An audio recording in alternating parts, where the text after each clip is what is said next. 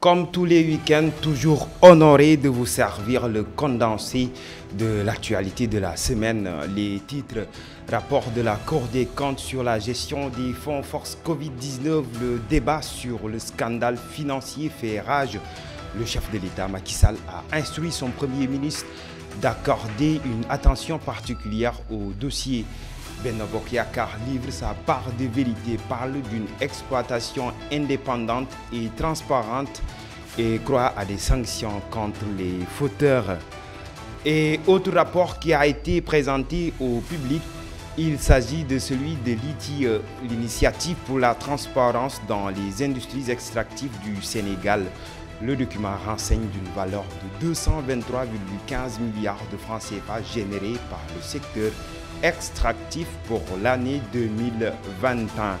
Et puis, jugement lundi des députés membres du PUR devant la chambre correctionnelle du tribunal des flagrants délits de Dakar. Le procureur a requis 2 ans ferme contre Massata Samb et Mamadou Niang. Ils seront édifiés sur leur sort le 26 décembre prochain. Tout de suite, le développement.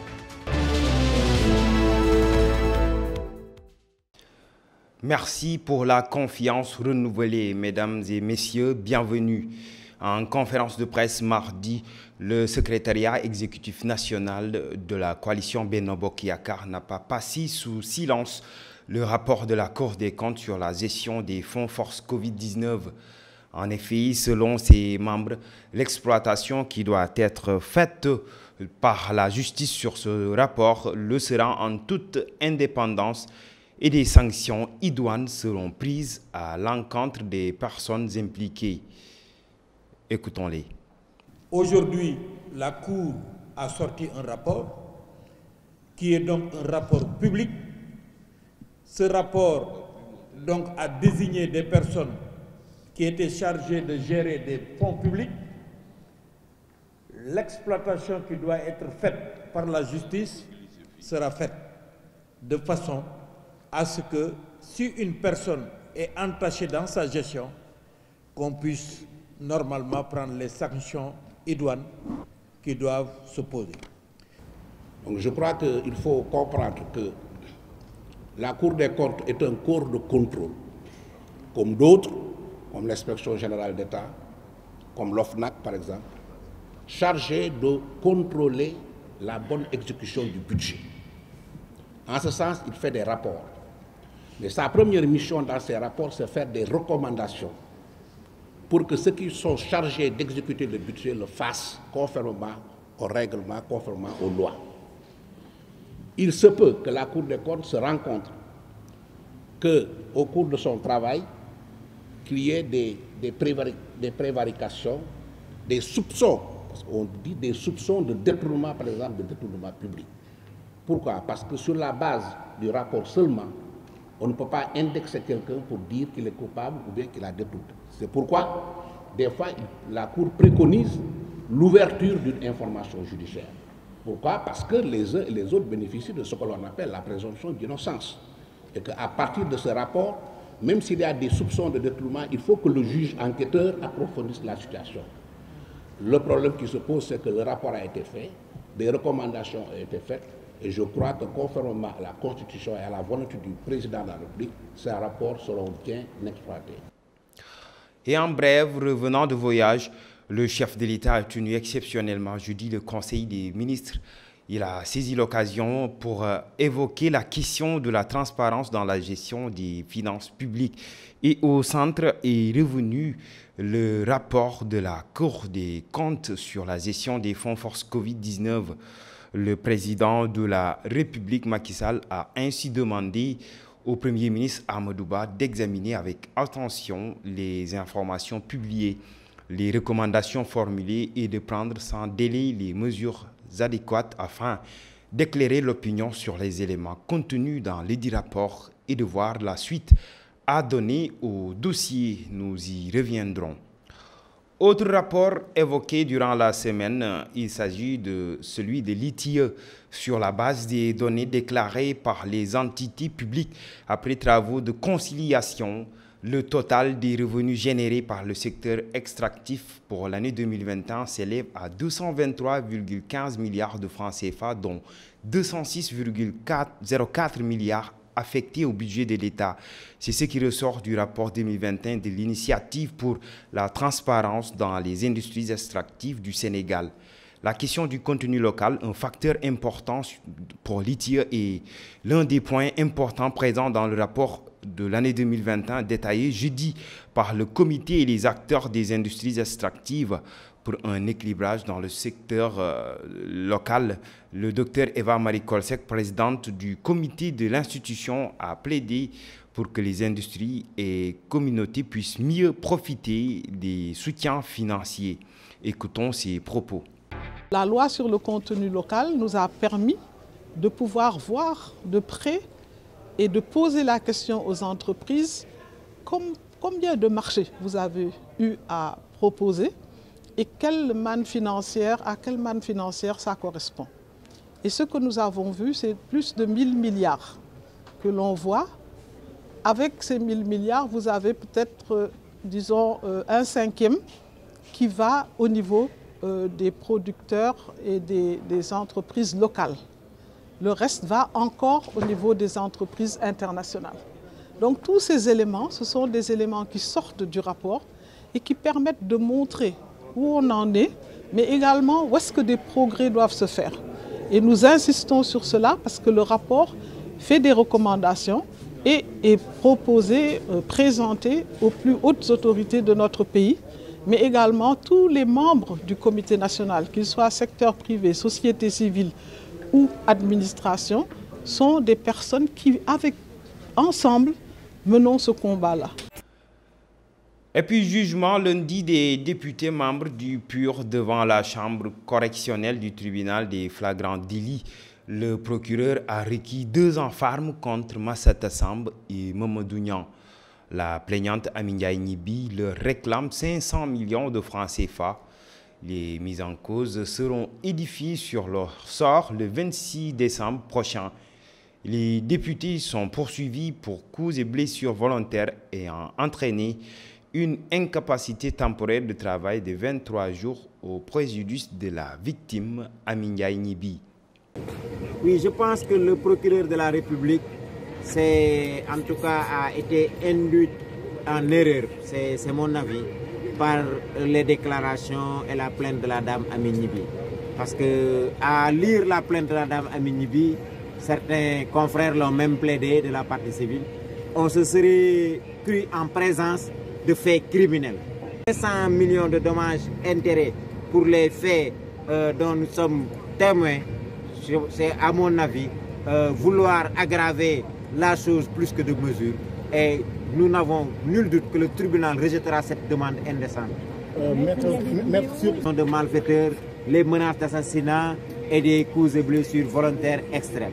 Il n'en est absolument rien. Malheureusement, le procureur de la République n'a pas pris la mesure des accusations infondées portées par Amine Nibi et a cru devoir les soutenir. Mais en tout état de cause, le dernier mot reviendra au président. Vous avez tous relevé que lors de nos plaidoiries, nous avons démonté une à une tout l'argumentaire plaidé par les confrères de la partie adverse. Et qu'en conséquence, nous avons espoir que le juge retiendra en tout cas les faits sous une autre qualification, que le juge retiendra les faits dans leur mesure et leur proportion et que le juge appliquera conséquemment la loi pénale dans toute sa rigueur. Le journaliste d'investigation Pape Alé Niang, encore arrêté par la division des investigations criminelles. Il a bénéficié lundi d'un mandat d'amener après la révocation de la mesure de contrôle judiciaire dont il disposait. Pape Alé a fait face mardi au juge d'instruction du 2e cabinet qui lui a décerné le mandat de dépôt.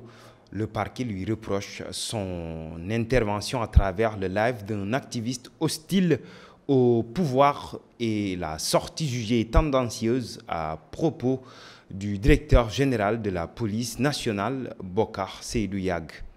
Les 2 communications qu'on lui reproche L'une sur le lien de M. Mollah Morgun, je crois, et l'autre sur un post Facebook qu'il a lui-même écrit. Mais dans son intervention au niveau du live de M. Mollah Morgun, mais à plusieurs reprises, comme une rengaine s'est revenue, il dit je ne parlerai pas du dossier. Ça, vraiment, on peut lui faire lui reconnaître cela. Et deuxièmement, dans le dossier, dans le poste qu'on lui reproche, il est fait état du directeur général de la police nationale. Bon, à ce niveau, techniquement, comme cela ne fait pas partie du dossier, le procureur a le pouvoir que lui donne la loi. Ça, c'est l'article 171 du Code de procédure pénale. Mais de saisir à nouveau le juge d'un nouveau réquisitoire pour lui dire de peut-être poursuivre sur le fait que le directeur de la police judiciaire est attaqué. Voilà. Mais ça n'a absolument aucun rapport avec le fait pour le procureur de se lever.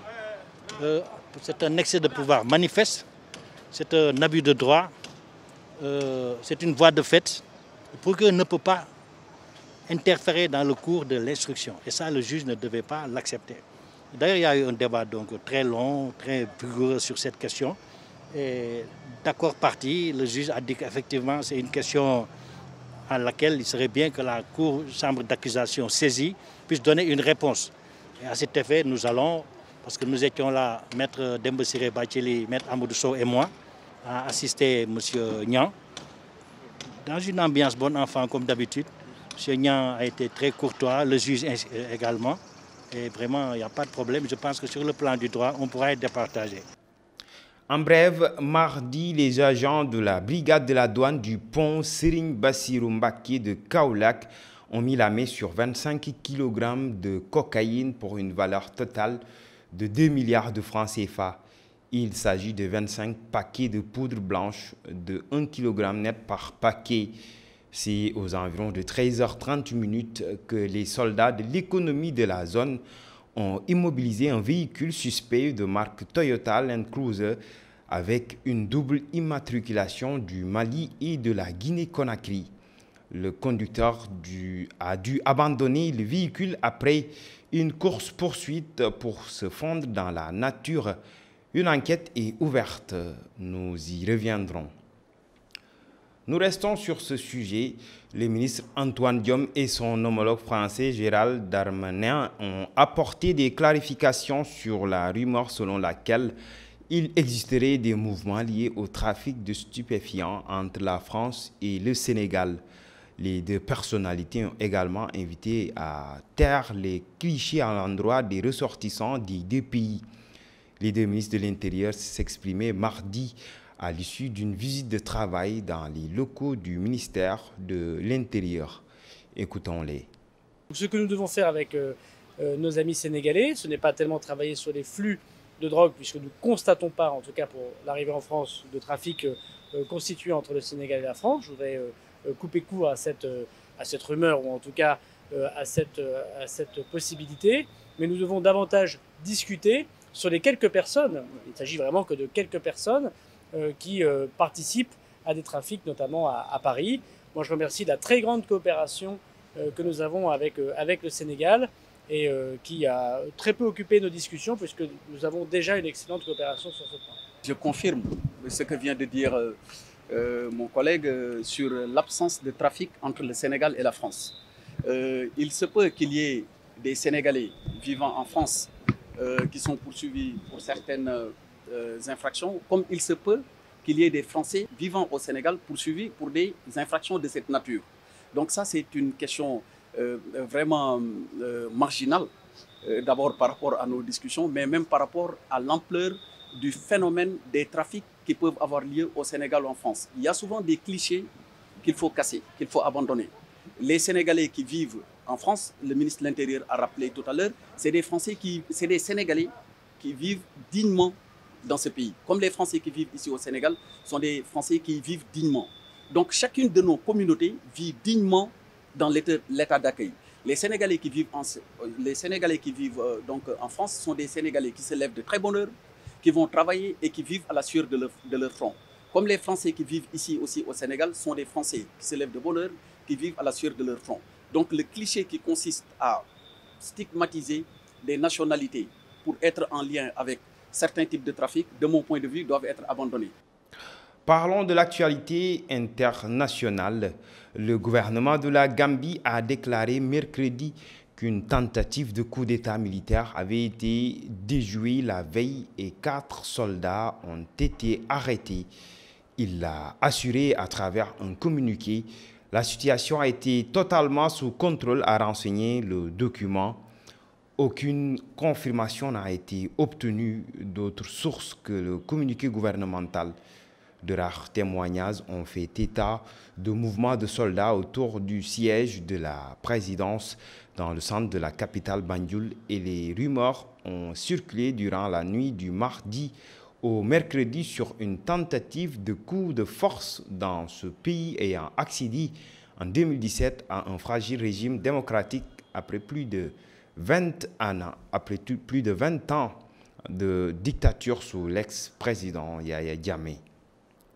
Et puis la page sport nous livre aujourd'hui le classement FIFA 2022. Le Maroc a réalisé une très grosse performance en se hissant à la 11e place mondiale dans le classement de ce mois de décembre 2022 avec 1672,35 points, soit 108 points gagnés après le mondial 2022. Les Marocains s'emparent naturellement de la première place en Afrique. Le Sénégal, qui affiche 19 points de perdus après la Coupe du Monde, se retrouve à la 19e place mondiale et deuxième en Afrique après 4 ans à la tête du classement africain. D'autre part, la Tunisie est passée de la 30e à la 29e place, alors que le Cameroun, grâce à sa victoire historique face au Brésil lors de la Coupe du Monde, se hisse au 33e rang mondial. Le Ghana progresse de 3 places pour occuper le 58e rang mondial. Le Brésil, malgré une élimination en quart de finale de la Coupe du Monde, domine la tête du classement FIFA de ce mois devant l'Argentine, championne du monde, et la France qui occupe respectivement les 2e et 3e places du classement mondial. Et c'est ce qui met terme à votre édition de la semaine. Vous pouvez continuer à visiter notre site web pour plus d'actualités. Rendez-vous est fixé la semaine prochaine. D'ici là, nous vous souhaitons de passer un excellent week-end.